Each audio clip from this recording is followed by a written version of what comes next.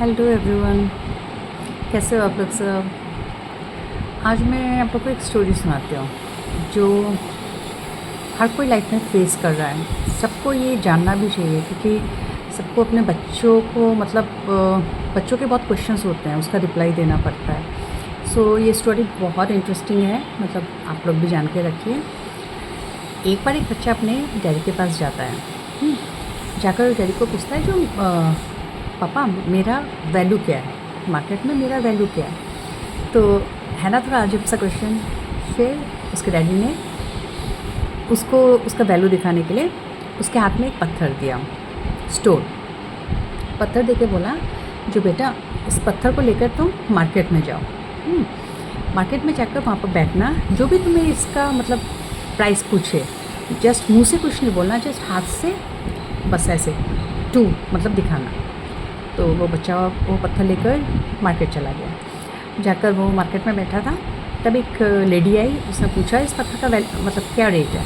तब उस बच्चे ने हाथ से दिखाया जो, ठीक है।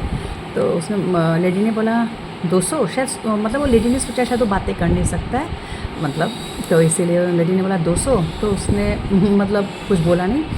तो वो घर में आया, घर में आके उसने अपने डैडी को बोला जो पापा मैंने ऐसे एक लेडी आई थी, उन्होंने ऐसे देख के इसका प्राइस 200 बोला है, तो क्या मेरा वैल्यू 200 रुपीज़ है। तो उसके डैडी ने बोला आप इसी पत्थर को लेकर तुम एक शोरूम में मीन्स म्यूज़ियम में चले जाओ, ठीक है। तो म्यूज़ियम में फिर उसने अपने डैडी की बात सुनने के बाद वो उस पत्थर को लेकर म्यूज़ियम में गया। म्यूज़ियम में जाने के बाद वो वहाँ पर एक बहुत सारे तो टूरिस्ट रहते हैं म्यूज़ियम में, तो वो वहाँ पर खड़ा हो गया उस पत्थर को लेकर। तब एक टूरिस्ट ने उसको पूछा जो बेटा इस पत्थर का प्राइस क्या है। तो उसके डैड ने सेम उसको बोल के दिया था जो मुंह से कुछ नहीं बोलना है, जस्ट हाथ से ऐसे दिखाना है। तो उस टूरिस्ट ने जब उसको पूछा तो उसने सेम उसके डैड ने जैसे बोला था वैसे किया। करने के बाद उस टूरिस्ट ने बोला ओके 20,000। तो वो लड़का फिर वहाँ से आया, उसने डैडी को बोला वो स्ट्रेंज हो गया जो उस पत्थर का वैल्यू बाज़ार में 200 रुपीज़ बोला और अब वो म्यूज़ियम में 20,000। तो उसने डैडी को बोला पापा इस सिंपल से स्टोन का प्राइस 20,000 बोला है उसने मुझे, तो मेरा क्या लाइफ का वैल्यू 20,000 है। उसने डैडी ने बोला अभी तुम एक म्यूज़ियम में जाओ, मीन्स एक स्टोन के जहाँ पर स्टोन्स सेल होते हैं ना, जो हम लोग जो फिंगर रिंग वगैरह पहनते हैं, जो मीन्स स्टार्स के लिए जो हम लोग लगाते हैं स्टोन्स, उसके शॉप में जाओ। लड़के ने बोला ठीक है। वहाँ पर भी उसके डैड ने बोल के दिया कुछ नहीं बोलना मुँह से, जस्ट हाथ से ऐसे दिखाना। उसने बोला ठीक है। तो वो गया, जाके एक शोरूम में उस स्टोन को लेके खड़ा था।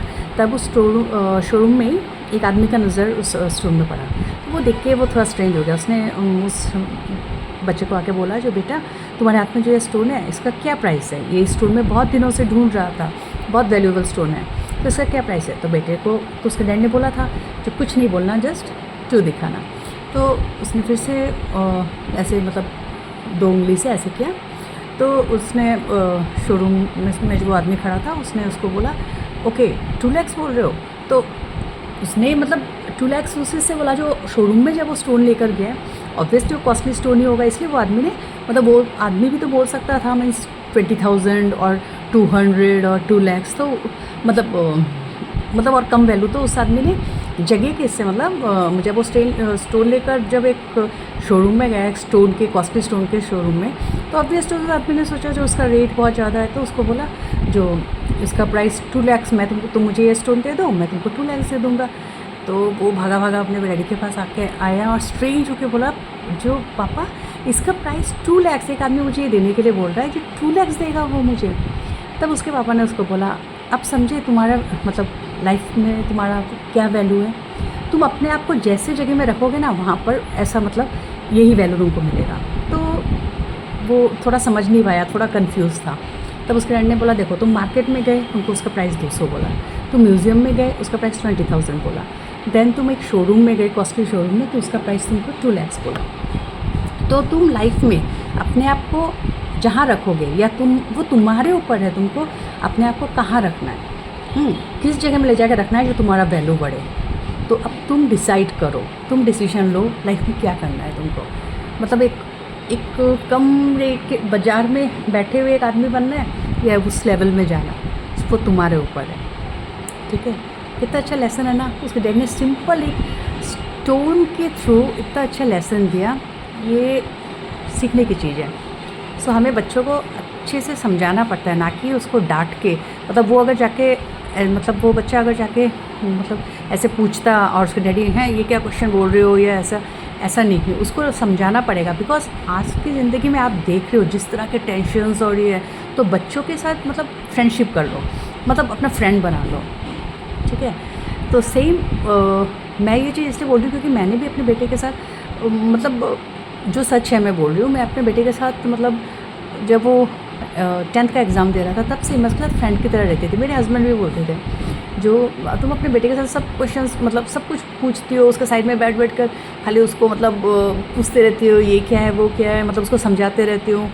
सो मतलब वो करना अच्छा था, मैं आज देख रही हूँ वो करना अच्छा था। बिकॉज पूरा फ्रेंड होके रहो बच्चों के साथ, ना कि मतलब हर चीज़ मतलब जैसे उन लोग सामने आते हैं आप जैसे कुछ छुपा रहे हो कुछ बातें, तो उनका एक वो हो जाता है जो वो क्या कर रहे हैं, वो क्या बोल रहे हैं, तो वो ऐसा नहीं, हर चीज़ शेयर करो।